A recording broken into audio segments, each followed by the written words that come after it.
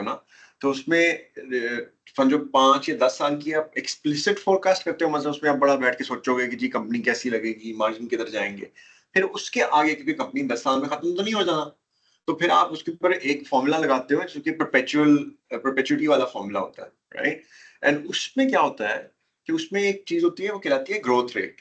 Basically, people assume, things like 1.5 to 2.5% kind of growth rate. But if you change that growth rate number by just like 2.5 से 3, हाँ, बहुत फर्क पड़ जाएगा। your valuation will change dramatically, right? और इसी तरह हम्म। से जो तुम्हारा डिस्काउंट रेट है, अगर तुम डिस्काउंट रेट को थोड़ा सा भी ऊपर करते हो या थोड़ा सा नीचे करते हो, तो वो वैल्यूएशन पे बहुत ज्यादा फर्क डालती है। तो होता ये है कि सबको पता है कि असल में गेम घूम फिर के आती है टर्मिनल ग्रोथ रेट की और वैल्यूएशन वाइज और डिस्काउंट रेट की। But I मगर mean that's from a financial perspective, but are नहीं we नहीं मैं really looking नहीं नहीं, for मैं इसका पैरेलल ड्रॉ valuation? कर लूंगा ना, मैं इसका पैरेलल ड्रॉ कर लूंगा। मगर तुझे कोई अगर एक सिंपल सा मॉडल बना के दे दे ग्रोथ रेट और उसके साथ, तो तू कहेगा ये इसने तो काम ही कोई नहीं किया। उसके मुकाबले में तुझे वो कुछ 4-5 या 50-60 शीटों वाला एक फॉर्मूला, एक पूरा मॉडल बना के दे, जिसको देखते पढ़ते पढ़ते ही तेरा दिमाग खराब हो जाए, तो लगेगा ये बड़ा काम किया है। तो वो अलग ही नहीं है। हाँ, जब आप रिपोर्ट भी बनाते हो उसमें आपको किसी हद तक ये ड्रामा तो करना भी पड़ता है, even if not that I am saying that it's not a useful exercise, but at the same time आपको डालनी ही पड़नी है, ये टॉप डाउन कैसे आ रहा है, फ्लो कैसे हो रहा है, ताकि कुछ ऐसा लगे कि ये बड़ा काम किया है। वो ठीक है, I think we'll get to that, but I just want to stay very focused on the actual value generating questions, which I'm not very interested in the valuation of a company unless it leads to larger capital inflows, because हम्म। मैंने तो consulting बेचनी है। And so just to be clear, I am going to continue to play the customer here in हाँ this नहीं नहीं, बिल्कुल सही है, mostly। बिल्कुल सही है। तो मेरे लिए तो ये ना कि पैसा किधर से आया है, किसके पास आ गया पैसा, क्योंकि अगर पैसा है तो ये लगाएगा कहीं। हम्म। तो मैं तो वैल्यूएशन का कोई डायरेक्ट कोरिलेशन बनेगा उसके साथ? नहीं, ग्रोथ इज वैल्यूएशन मोर का तो अभी इंटरेस्टिंग। जरूरत नहीं है, लेकिन मेरे ख्याल में जो सबसे इंपॉर्टेंट चीज है वो है number of companies and dollar amount that's flowing in sectors. I think that is sectoral में लॉजिकली, तो इस यही वक्त है। मुझे लगता है कि वो सबसे वैल्यूएबल इंफॉर्मेशन है। सेक्टोरल में तो यही बात है दो, लेकिन मसला ये है कि सेक्टर किसको कहते हैं आप? क्योंकि ये जो if you go back to Crunchbase, hmm. AI कोई सेक्टर नहीं है एज सच। लाइक वो जो एसिक क्या होती है, एसिक असाइनमेंट होती है ना, जो नंबर हाँ, दिया मैं होता है समझ गया हूँ, इंडस्ट्री का। मैं समझ गया हूँ। तो उस लिहाज से AI is not a sector पर से, अच्छा, ऑटोमोटिव तो इज बट एआई इज फिर नॉट। पहला काम ये है कि जो क्रंच बेस के सेक्टर्स हैं इनको हम समझ लें कि इन्होंने कैसे डिजाइन किए हुए हैं, और इनको अगर हम रीडू यार करना चाहें उसमें। मैंने ना रिसेंटली इसको देखा नहीं है, बट जब मेरे पास ये थी ना, तो इसमें कहीं आगे पीछे देखेगा ना, तो तुझे कहीं एक मिल जाएगी जहाँ वो रिपोर्ट बना के दिखाता है इसकी। Because I remember seeing directly from Crunchbase without crunching the numbers. I remember seeing a pivot वो क्या बार चार्ट, जिसके अंदर हम्म। ये आ रहा था कि last year highest invested sectors कौन से हैं। आई डोंट नो अच्छा, where I got that from, but it was there somewhere. तो मुझे शायद उससे वो कहीं इसमें सर्च कंपनीज, चलो मैं देखता हूँ। दिस वीक रिपोर्ट्स भी ट्रेंडिंग निकाल देता था प्रोफाइल। खुद ही वो। तो वेट मैंने 2000 पता नहीं 18 में शायद देखी थी। तो मुझे बड़ा it was very insightful for me कि यार वो सडनली यहाँ से समझ आ रही है कि इतनी सारी स्टार्टअप्स फलाने सेक्टर की क्यों आ रही हैं हमारे पास। हम्म। ठीक है, यानी इसका मतलब है कि वो मैं देखता हूँ कि इन्होंने कहाँ पे वो डाली हुई है। अच्छा, मैं यही बात रिपोर्ट्स। है ना, इस सारे काम के लिए इसको लगाएंगे सारे बच्चे को, उसको बताते जाएंगे ये करते जाओ, हाँ, ढूंढते जाओ। मेरा हाल है तेरे मेरे से शायद बेहतर ही कर ले वो। प्रोबेबली स्टार्ट डेट क्या है उसकी? आई थिंक 15 था ना, which is next next Monday. Year. उसमें ये खदशा रह जाएगा, लेट्स से फॉर एग्जांपल कि यहाँ से आपने करनी है, अब कंपनी कोई क्लासिफिकेशन दे ही नहीं रही ना क्लियर। यहाँ पे एआई भी कह रही है अपने आप को, मशीन लर्निंग भी कह रही है, and they love to add more and more of these, right, the tags. Hmm. अब वो हम्म। अगर आप उसको आइसोलेट नहीं ना करते, तो फिर वो एग्रीगेट नंबर मीनिंगलेस है, because hmm. Everybody has AI in it. That's what they that's what startups do. They will slap in the AI just to attract attention. अच्छा, ये देखना, इसमें gaming, online games, video games, ये तो चलो समझ आ गई। 3D टेक्नोलॉजी, एआई, अच्छा हाँ ठीक है, इसने अपने आप को मल्टीपल सेक्टर्स में फेंक दिया। टेस्ला को देखना, टेस्ला ने अपने आप को टेक्नोलॉजी कंपनी लिखा हुआ है। टेस्ला किधर है? इसमें तो नहीं भी नजर आ रही, तो लेटेस्ट राउंड है ना। हमें जब समझ गया, लेकिन वैसे चेक करें तो तुम वो कहोगे।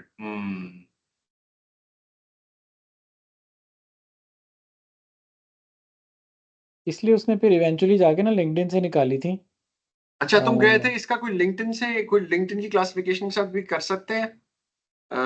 इसको कह सकते हैं कि लिंक्डइन की क्लासिफिकेशन के बेसिस पे करें? Is that something that you guys manage to find और ये no? I am not sure, like I did not, उसने खुद ही निकाली थी। तो जरा चल इसमें ऐड कॉलम करना राइट साइड पे जाके, टेबल के एंड पे ऐड कॉलम की ऑप्शन आई है, इसमें लिखना ऊपर लिंक्डइन फिल्टर में।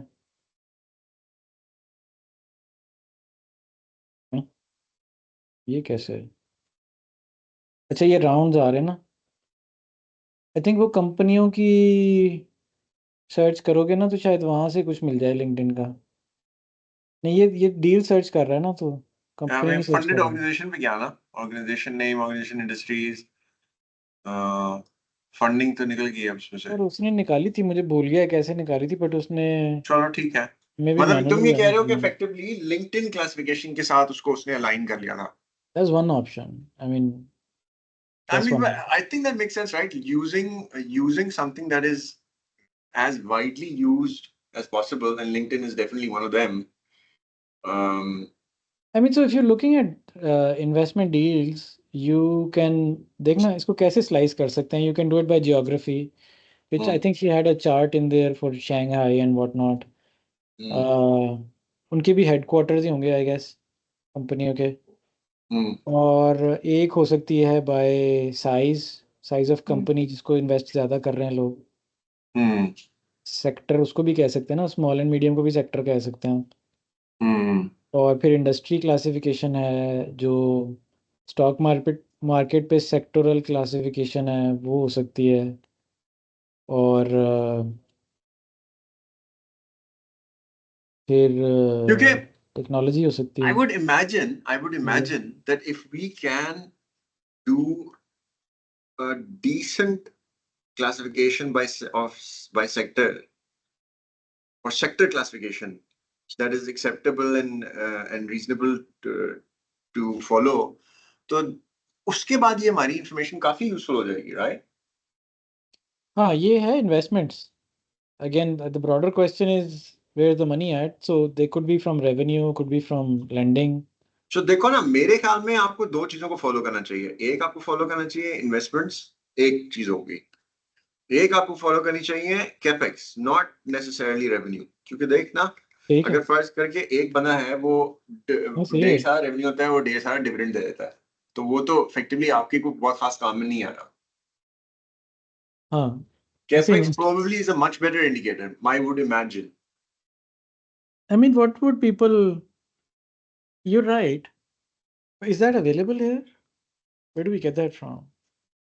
वो चक्कर ये है कि वो ऑब्वियसली वो Private, फाइनेंशियल स्टेटमेंट से मिलता है, लेकिन वो उसका वो कोई भी ऑटोमेट करने का तरीका होगा उठाने का। नहीं ना, ये देखना ये प्राइवेट कंपनी है मोस्टली, उनका कहाँ हम्म, से कैपेक्स मिल जाना तुझे प्राइवेट अच्छा कंपनी से। हाँ, कंपनीज का तो ये मसला है। आपको प्राइवेट का तो नहीं मिलेगा, हाँ।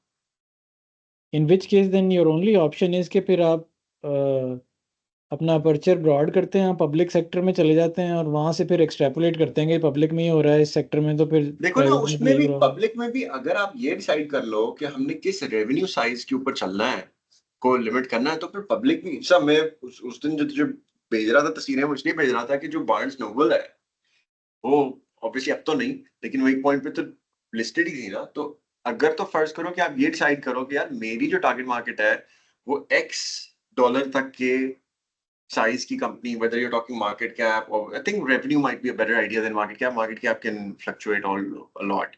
आपके पास बहुत सी कंपनियां पब्लिक लिस्टेड भी आप उठा सकते हो, why not? I mean, the thing is, when we think public, our first instinct is Microsoft, Oracle, right? Which fine, they wouldn't really care about us. Lekin there are so many market listed companies which would be even less than $500 million, less than $200 million. वो भी मिल जाएंगी आपको काफी सारी।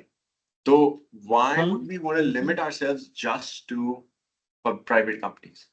so the answer to that, one possible answer to that is even the micro cap public listed quantity is much lower than the private unlisted.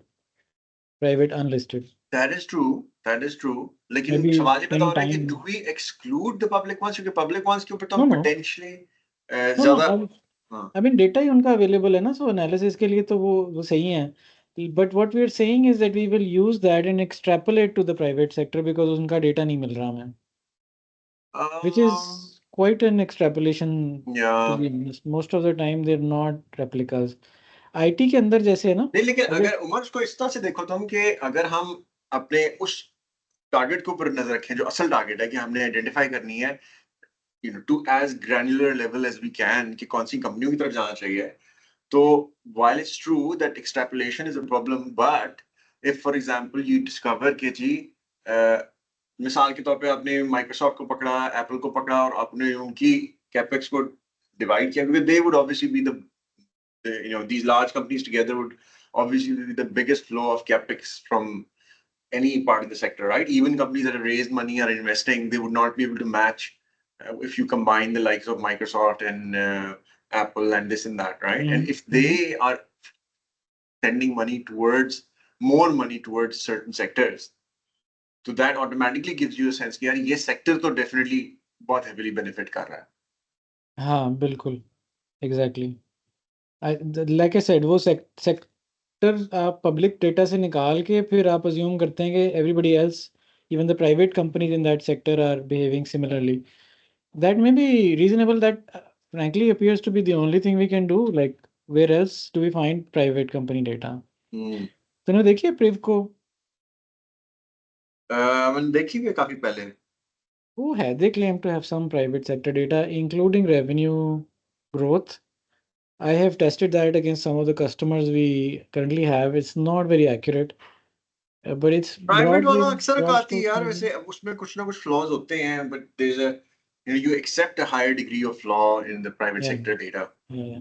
I think जब हमने उसको last देखा था ना, तो our understanding was कि they have some algorithms in there कि अगर मसलन कंपनी का रेवेन्यू नहीं ना मिल रहा लेकिन उसका एम्प्लॉय काउंट मिल रहा है, तो वो एम्प्लॉय काउंट को किसी फैक्टर से मल्टीप्लाई करके ना रेवेन्यू प्रोजेक्ट आउट कर देते हैं, विच इज टोटल बीएस. अच्छा, उस केस में उमर अगर फर्ज करो कि हमने कंसिडरिंग कि हम बेसिकली ये सोच रहे हैं कि हम आपको दरवाजे तक पहुंचा देंगे, घंटी आपने खुद बजानी है, right? That's if I think about the way that we're looking at this report. So in that case, if you think about a matrix, if imagine if one of your outputs is a matrix, right? So you can start dividing कि जी अच्छा, based on public sector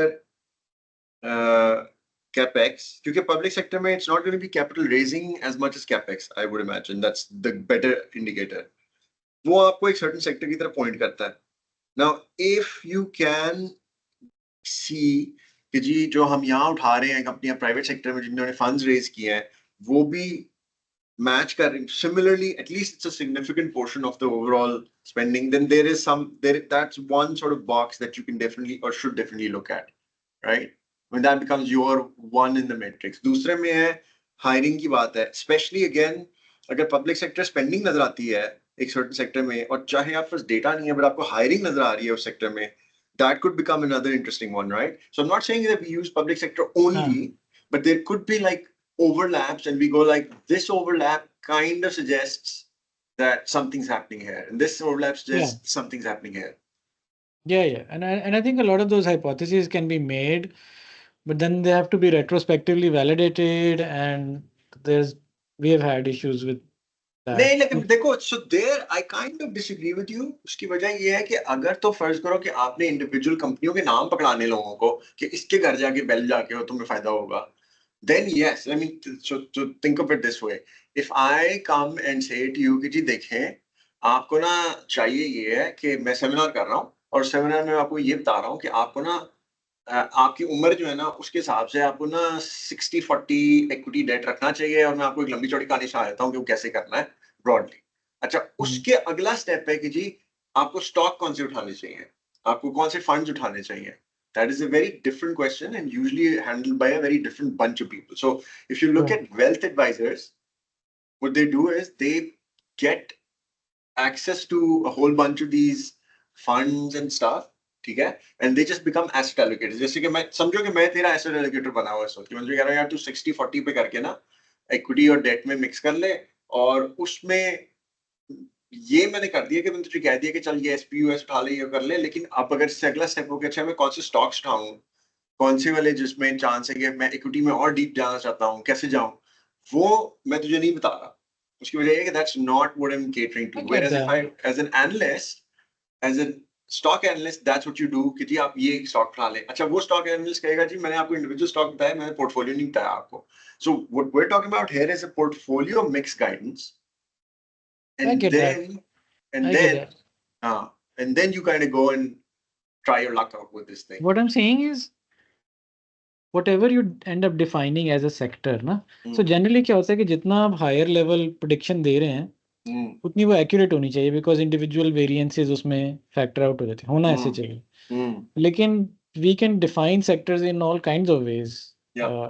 technology के sector तो industry के sector तो size के sector, and that can really fuck it up. Like maybe it has nothing to do with the healthcare or falan, it just has to do with whether they're using an AI catchphrase or not, or whether it's a certain size of company or not. So अब वो sectoral definition जो है वो granular करते चले जाएंगे, वो जैसे जैसे आप granular करते जाएंगे वो it will get closer and closer to being a company, and then it will have the same problems of data variance, कि वो जितना आप माइक्रो में जाएंगे उतनी इनएक्यूरेसी बढ़ जाएगी, क्योंकि आपको तो फिर आईटी सवाल ये लेवल बताता है कि पे इसको टेस्ट कैसे, रेट्रोएक्टिव टेस्ट कैसे करना है। अच्छा देखो ना, सवाल है इसमें। एक तो क्योंकि एक तो तुमने मुझे चीज बताई थी ना मिसाल के तौर पे कि तुम लोगों ने ये किया कि तुम लोगों ने खुद ये एक बार कैंपेन so चला there's के two देखी things थी। I understood. One, when you did this, you said you didn't really have hard empirical data, but kind of looked like it was a more successful campaign. That's a very obviously not very scientific way of doing, but you did it. And the other one was कि तुमने कहा कि जी, the other one I remember कि तुमने कहा हमने एक list निकाली ये सोच के कि यार ये लोग तो हमें ज्यादा चांस है कि इनको हमने अपनी पैसे रेज किए या जो भी किया है इनका चांस है कि हम इनको लिफ्ट करा देंगे, और उन्होंने नहीं कराई। Now obviously there are other variables in that. मैंने एक चीज़ की थी for exactly that reason, campaign चलाने से पहले हमने मसलन एक थी हाइपोथेसिस ये था, so the question for you is where's the money at, right? But really the question for us is who is hiring the more IT people who can be consulting to us, right? कौन हमें अपनी bodies outsource कर सकता। तो हमने कहा चलो ये thesis तो confirm करें ना कि anybody who has a growth in revenue capital, तो वो 6 महीने के अंदर अंदर वो IT के बंदे hire करेगा। You can actually get historical data from LinkedIn on the number of employees in a company.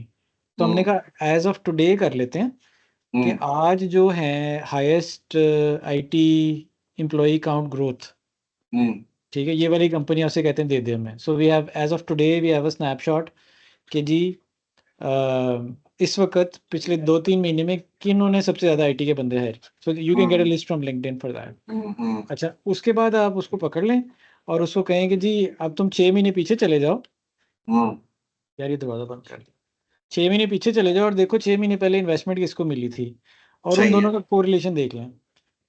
अगर हमारा थीसिस सही है तो कोरिलेशन नजर आना चाहिए। तो इस तरह से हमने 2-4 चीज़ों को क्रॉस चेक करने की कोशिश की थी, जहां हमें कोई 0.4-0.5% भी कोरिलेशन मिलता था ना, हम कहते थे यार ये तो ठीक है, जी लेंगे इसके साथ भी। It's pretty decent, like 50% means half the time you'll be right. Yeah, of course. तो उससे हमने वैलिडेट की थी कि like we saw a correlation between capital raising and employee count increase, वो हमें नजर आया था। तो फिर हमने उसी सेक्टर में कैंपेन चलाई, तो कंपनी फिर भी नहीं रिस्पॉन्ड किया उसने। अच्छा, लेकिन वो तुम लोगों को जारी बात है कि क्या जो एम्प्लॉई काउंट इंक्रीज है वो तो ओवरऑल एम्प्लॉई काउंट इंक्रीज नजर आया होगा ना, जारी बात है वो स्पेसिफिक आईटी सेक्टर तो नहीं नजर, मतलब आईटी वाले तो नहीं होंगे, आईटी डिपार्टमेंट का भी दिखा देता है, नहीं वो दिखा देता था। अच्छा हाँ, लेकिन उसका कोरिलेशन वन ओवरऑल के साथ रहा था। आईटी, अच्छा आईटी में जो अजम्पशन होती है वो ये है कि जी 1 से 2% ऑफ रेवेन्यू ये खर्चेंगे on IT. Now this can be very far off. For tech companies it's a lot higher. जैसे ई कॉमर्स की कंपनी है ना, उसका तो मोस्टली स्टाफ ही, it's just a website right, so उनकी परसेंटेज ज़्यादा होती है। लेकिन हम्म मैंने किसी को एक बार ही पूछा था, उन्होंने कहा जी 1 से 2% टिपिकल है, कॉर्पोरेट अपना बजट एलोकेट करती है आईटी में। सही तो है। फिर मैंने उसी को ही रूहानी क्या कहते हैं वो समझा, यूनिवर्सल ट्रूथ समझा, और फिर मैं उसी के हिसाब से कैलकुलेशन करता रहा। Hmm I don't think it's universally true वैसे, quite a lot of variance है। हाँ यूनिवर्स ऐसे में पता है उसमें एक और बात भी रहती है ना। प्रॉब्लम ये है कि it's mean versus median. For example अगर आप बहुत बड़ी कंपनी पकड़ लोगे, उसने 5% अगर लगा दिए अपने एम्प्लॉइज में, तो वो वैसे स्क्यू कर जाएगी सारी आपकी परसेंटेज को, hmm right?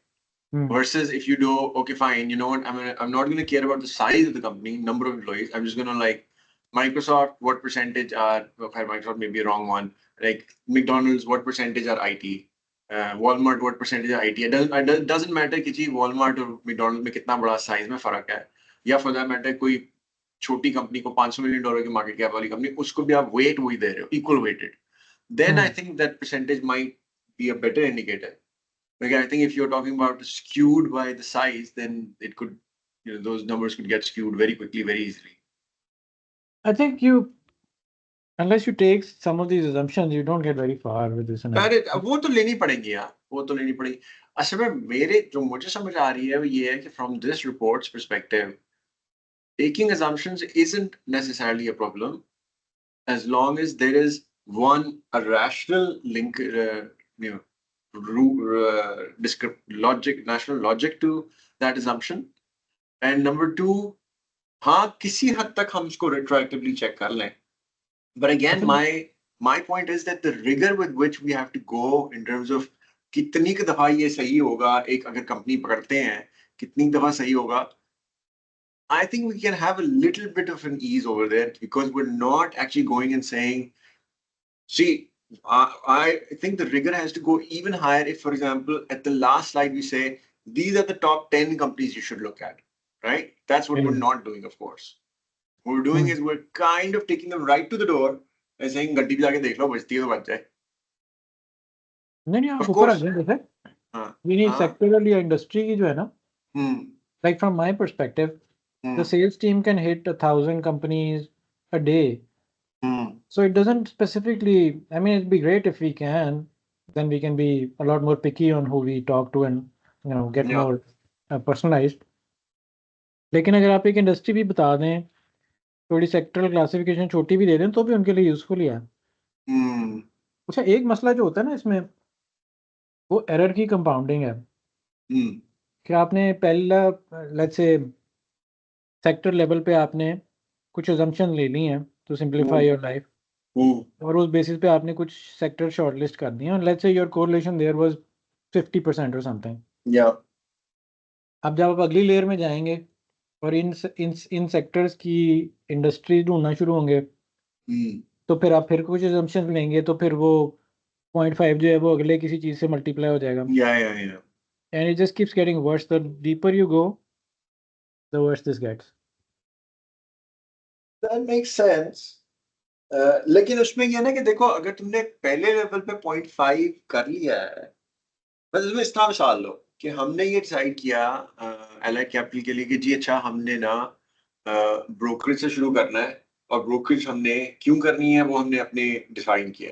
So if I see a parallel, one of the key things this report is looking to do, if I understand this correctly, is help you identify कि मैंने ब्रोकरेज के अंदर घुसना है, कि मैंने फ्रैक्शन सीएफओ के role में घुसना है. ऑब्वियसली हम लोग फर्क पैरामीटर्स को देख रहे थे, but let's say somebody says मुझे पता है मैंने XYZ सर्विसेज देनी है, मुझे पता है, या broad यानी whatever the however broad that may be, लेकिन मैंने पूछना है कि मैंने देनी किधर है. अब हमने शुरू किया मिसाल के तौर पे उससे वीसी से भी नहीं शुरू किया, हमने इंक्यूबेटर से शुरू किया.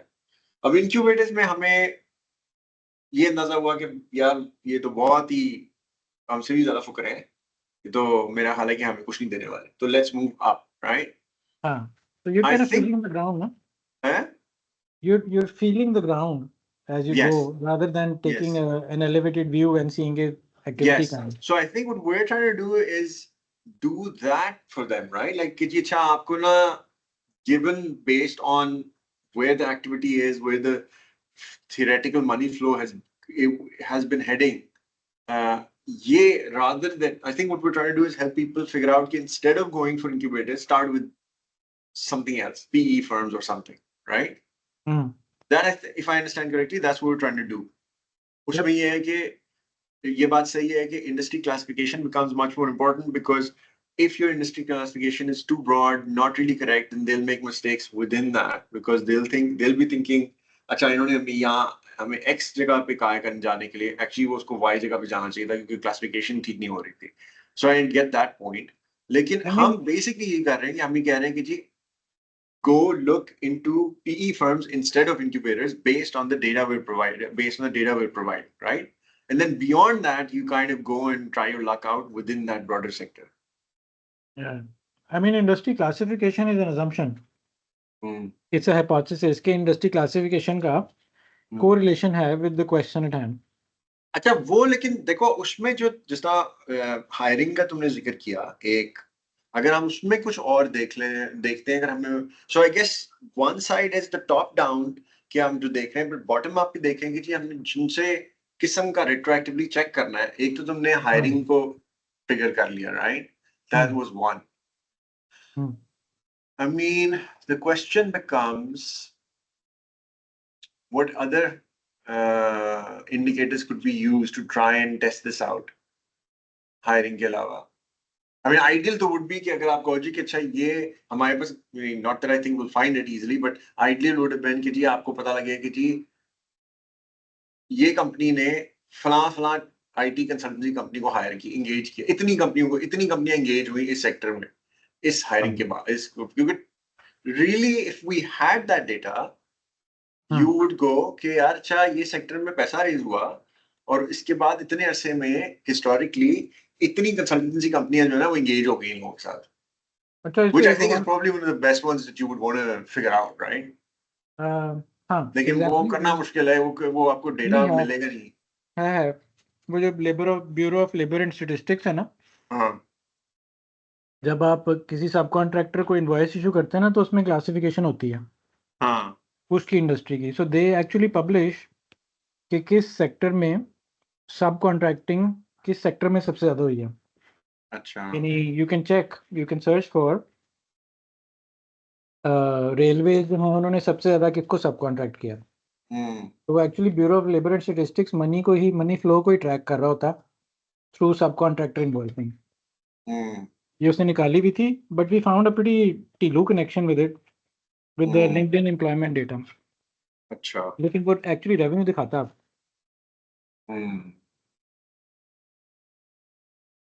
अच्छा, तूने जो ये वाला काम किया हुआ है, जो अभी तूने बाकी जो मेरे साथ शेयर कर ली थी, which was the actual what went in the report and stuff, ये जो बैक एंड डेटा काम किया था तुम लोगों ने, ये वाला तुमने मेरे साथ शेयर किया है कि तुम लोगों ने इसको जो कोरिलेशंस रन की थी, किस किस चीज के साथ रन की थी और क्या निकली थी? वो मुझे नहीं लगता तूने मुझे भेजा है. मेरे पास जो पड़ा हुआ है वो पड़ा हुआ है ना उसी फोल्डर में जो एक्सेल शीट है ना उनमें है ये.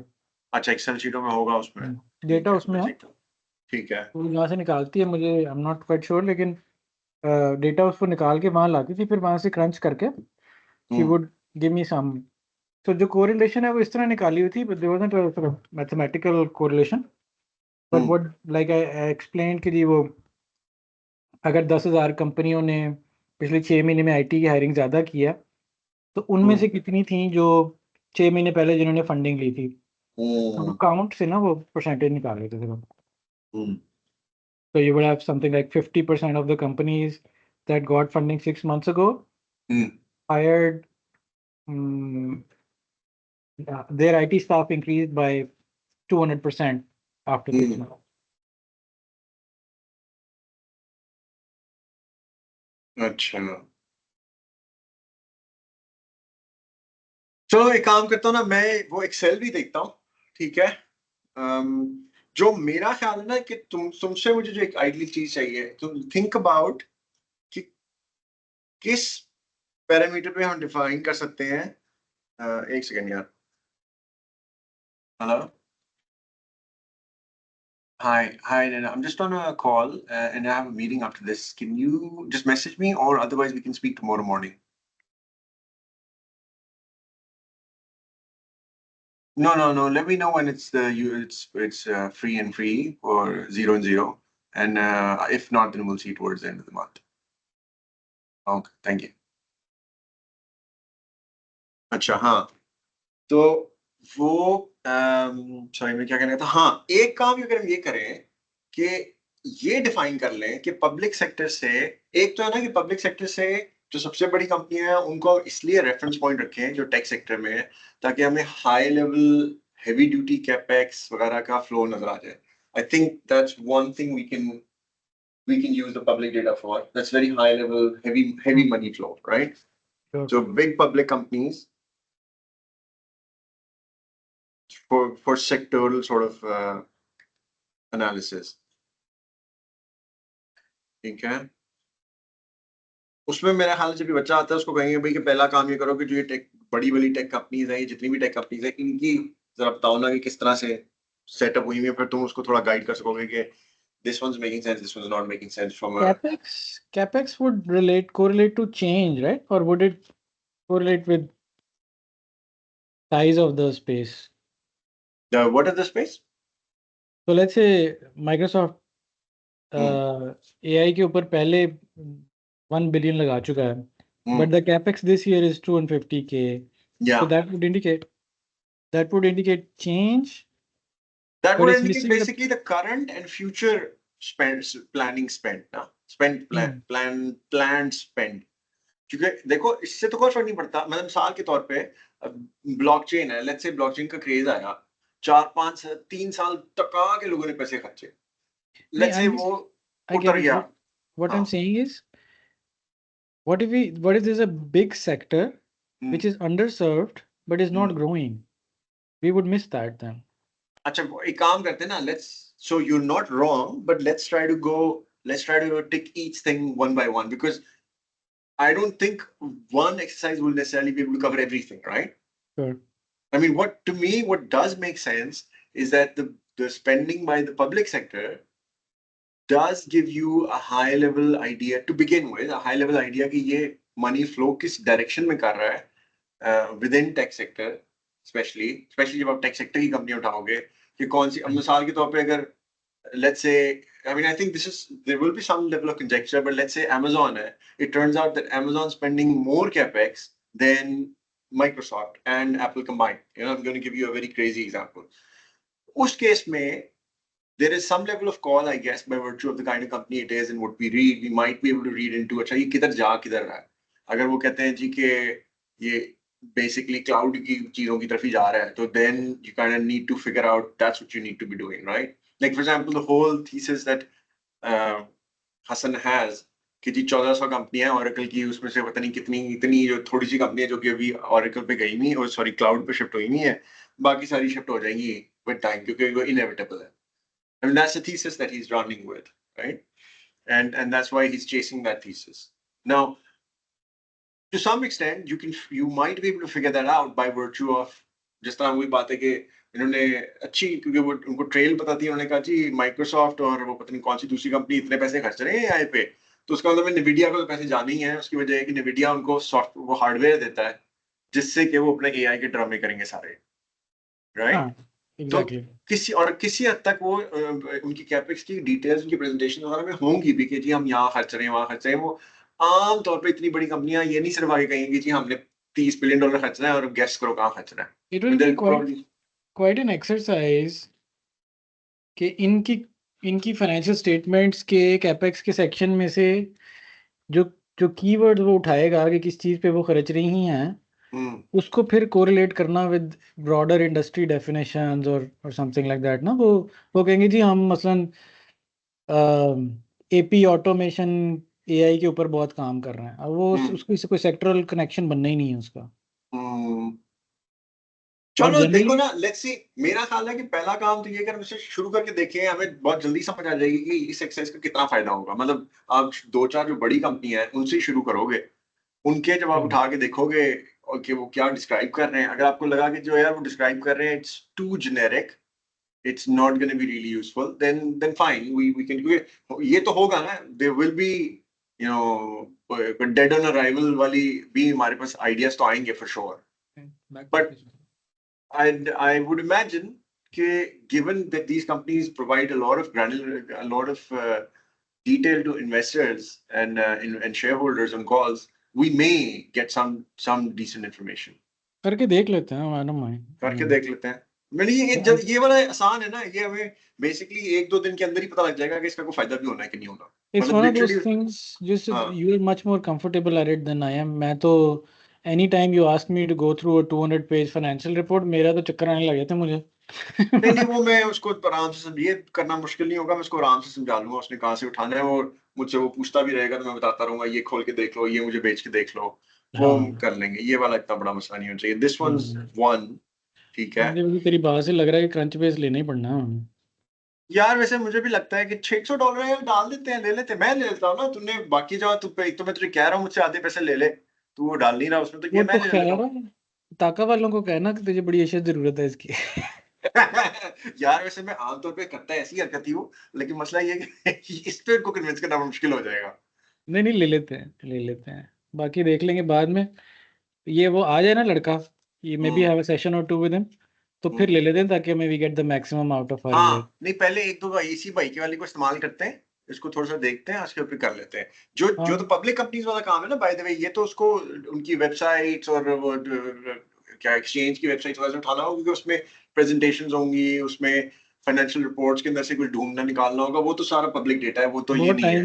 बहुत टाइम लग जाना मेरे ख्याल। He need one of these aggregators, वरना वो इंडिविजुअली बैठा ना तो वो पता चलना है रोज की 50-100 किससे ज्यादा नहीं कर पा रहा वो। ये भी बात सही यू है। You need something you this can kind of aggregator, Excel, हाँ एक्सपोर्ट एंड हाँ, पिवट ये एंड भी है देन बात डाइव सही। इन।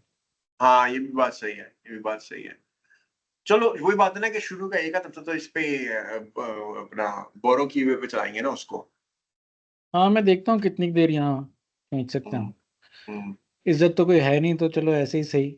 हाँ रिश्ते करा ढाई करा से के ऐसे ही देखते हैं। काम करना होता है, इसी तरह काम निकलते हैं और किस तरह निकलते हैं। अगर तो मैं अपनी फितरत पे आऊँ ना तो मैं उसका ईमेल पासवर्ड चेंज कर दूँ। तो भाई द वे रामे के पास भी होता था, ये उससे भी लिया जा सकता। हाँ उससे पहले लेते हैं यार, उससे तो बगैर बिल्कुल ही डीट होके ले, बदीद होके ले सकते हैं। एक बार उसने ही introduced me to this Crunchbase ना, तो मैंने अच्छा। उसको कहा कि यार ये तो बड़े मजे की चीज़ है, लेकिन ये डेटा नहीं दिखा रही मुझे, हम्म और इसकी तो $500-600 की सब्सक्रिप्शन है, तो बड़ा ये तो रौला है, तो मसला है।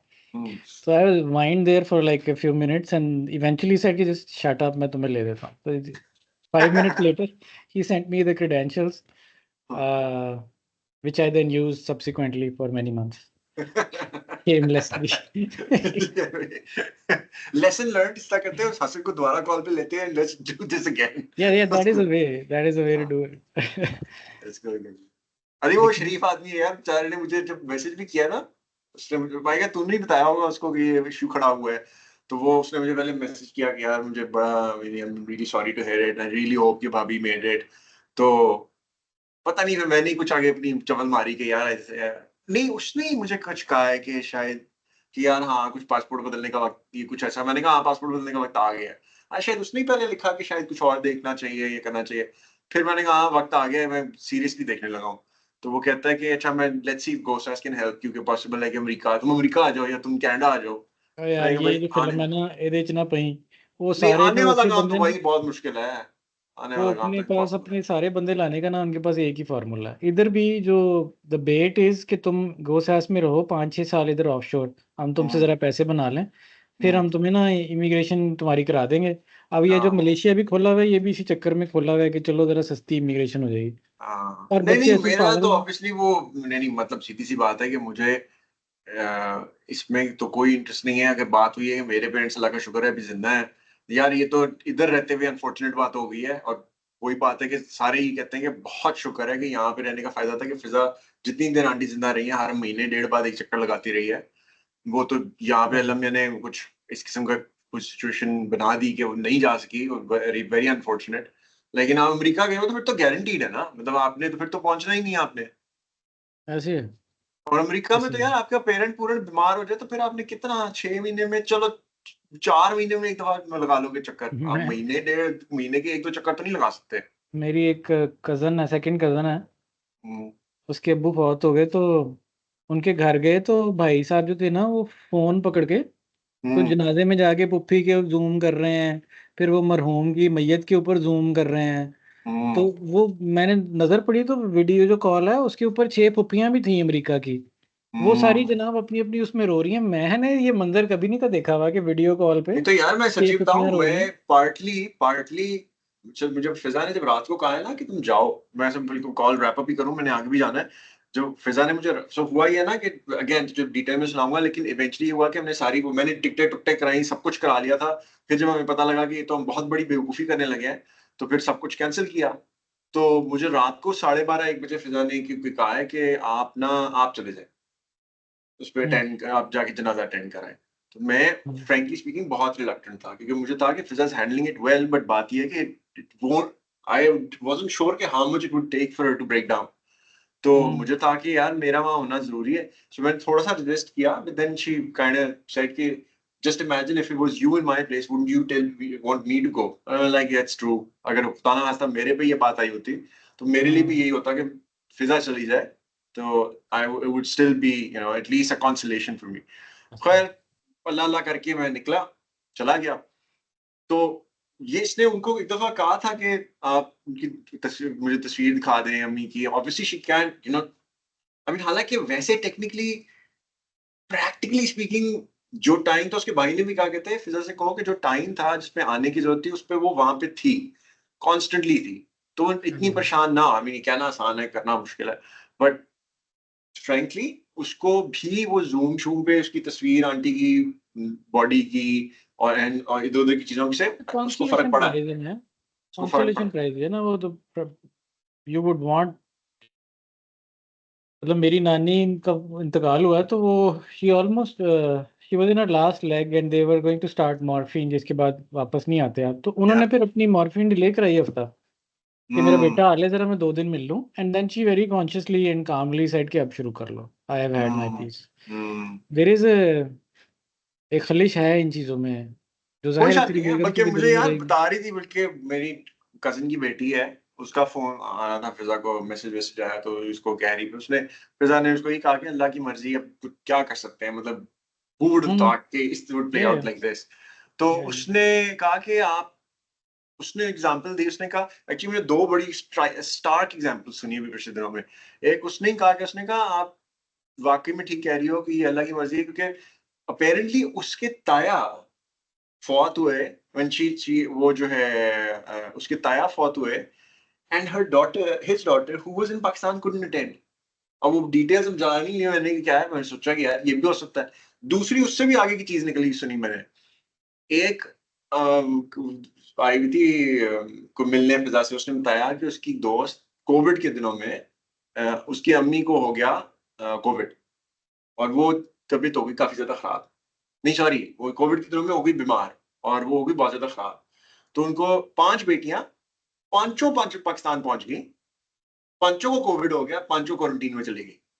उखा, क्वारंटीन के दौरान वो फौत हो गई, वो जो उखा। अम्मी है। तो वो हाँ कहती है, लेकिन वो तो बताया था कि वो तो बताई थी कि जो वो बंदी जो उसकी दोस्त थी, वो तो कहती है वो तो मतलब डिप्रेशन में ही चली गई थी, और उसको उसको फिर हम लोगों ने बड़ा खींच के बाहर निकाला कि तुम, वो कहती थी मैंने किसी से नहीं मिलना, मैंने कुछ नहीं करना।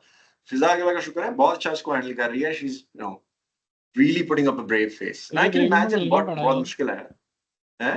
तेरी बेगम को मिलना ही पैना, जिडी को नेक औरत है ना तेरे जैसे बंदे को सही बर्दाश्त बात है करनी। वैसे यार, मैं जो बता रहा हूँ, मुझे सही बता रहा हूँ, मैं तो उसको सीरियसली बता रहा हूँ कि मैं उसको काफी खुल्लम खुला कह रहा था कि I am really impressed by how she is handling this, to be very honest with वो अपनी सहेलियों को भी यही कहती है, जब वो कहती है ना कि इस बंदे को तुम बर्दाश्त कैसे करती हो, वो भी यही कहती है, we really impressed by how you are handling this shit. Actually ये मेरे दोस्त कहते हैं आमतौर पे, वो कहते हैं यार आप इसको कैसे बर्दाश्त कर रही है, वे रियली सही कहते इम्प्रेस्ड, हैं, इसको तो हमसे बर्दाश्त था तो कुछ कुछ घंटे मिलके, तो आप पता नहीं कैसे बर्दाश्त करती है। बिल्कुल सही कहते हैं, तुझे भी कुछ सीखना चाहिए इससे। नहीं नहीं, मैं उसको जन्नत पहुंचा रहा हूँ उसके लिए जन्नत का इंतजाम कर। जन्नत तक छोड़ के ही आऊंगा मैं। छोड़ के ही आऊंगा। चल यार, मैं आगे निकलना है, तो फिर ओके आगे ओके, भी बात होती है फिर, अल्लाह चल फिर। हाफ़िज़। अच्छा अशोक, वो आता है बच्चा तो ये काम शुरू करते हैं, लेकिन वो मैंने अभी काम करना है जस्ट बिटवीन अस, कि मैंने वो एक्सेल फाइल्स खोल के देखनी है, और and then I start asking you more questions, you keep playing the role of the client and the devil's advocate which you love to do, और बाकी मैं हम इसको इसी तरह लेके चलते हैं। ओके ठीक है, चल फिर। Okay, okay. अल्लाह हाफ़िज़।